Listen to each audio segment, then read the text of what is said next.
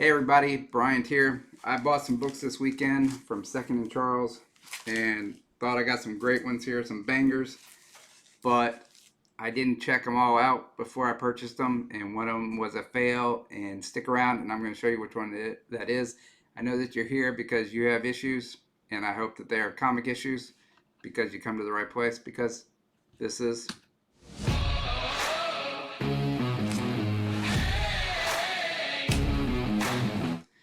all right. So this weekend I went to Second and Charles. I saw some books on Friday night, and I was thinking I need to go back and get those if I got the opportunity, and I did. So I went and checked them out. Picked up a couple books. They were really good prices, really good deals, and they have some significance to them. And I'm going to tell you what those are real quick. All right. So some of these are going to be for resale. They're already the ones I'm reselling are already on my whatnot profile in my buy it now, so you can check that out if you want. If any of them are interested to you, the link is going to be in the description down below.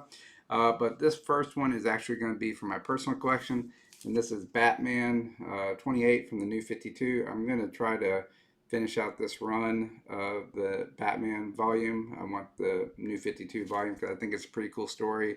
I like the artwork and everything. I think it's pretty cool. So I'm going to try to collect the entire run of Batman, the New 52.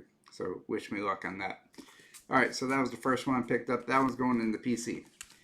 This one, I was surprised to find it there. I paid about $10 in tax for this one, but this is Avengers issue number 257.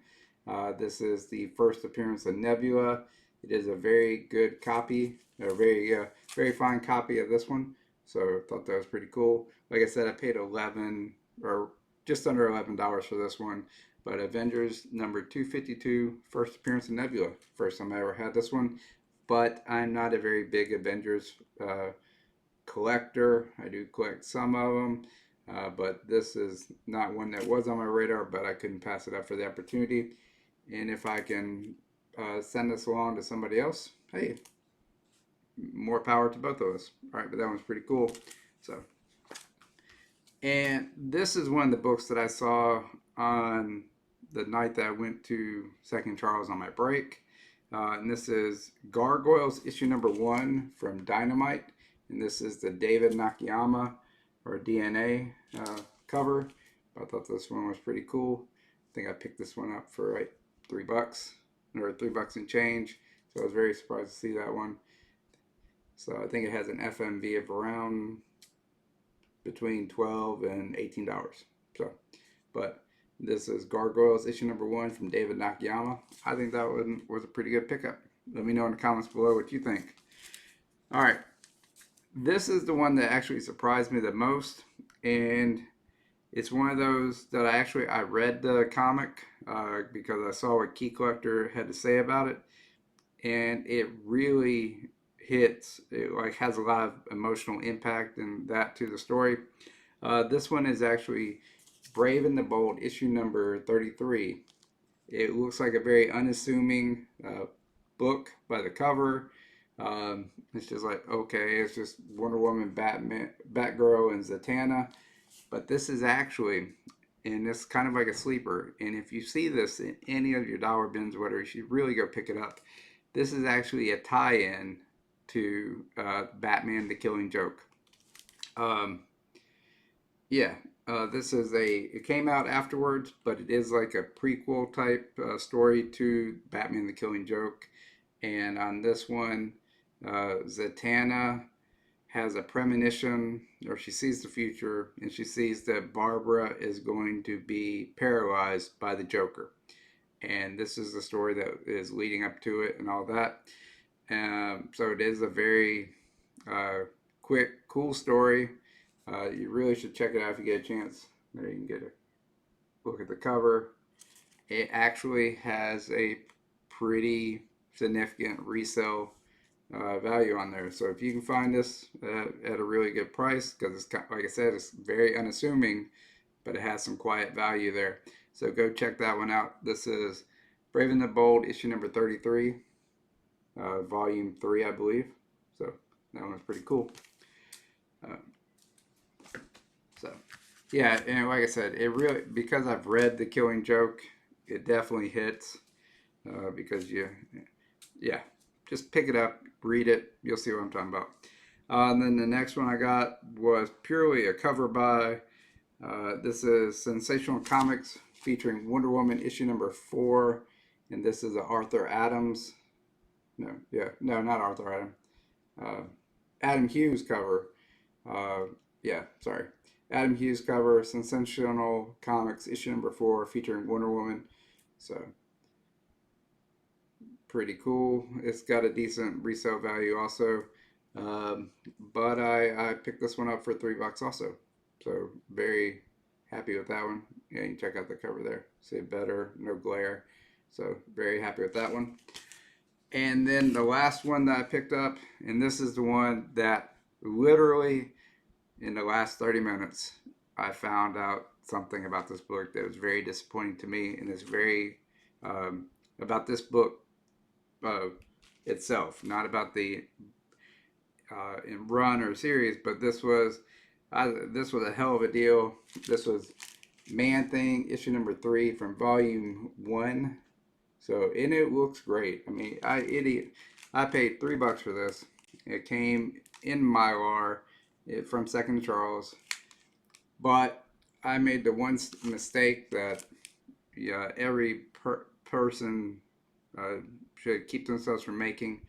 But I don't know if you actually have the ability to do this at Second Charles. But I should have opened up the book and see and make sure that was all complete. Because as I earlier was going through the book and checking it out, checking to see about white pages and stuff, I used ChatGPT to kind of give me, fed it some photos. It was thinking this was definitely around a 5 or a 6. And then I got to the very last page. And the key, oh, this does have a little key significance.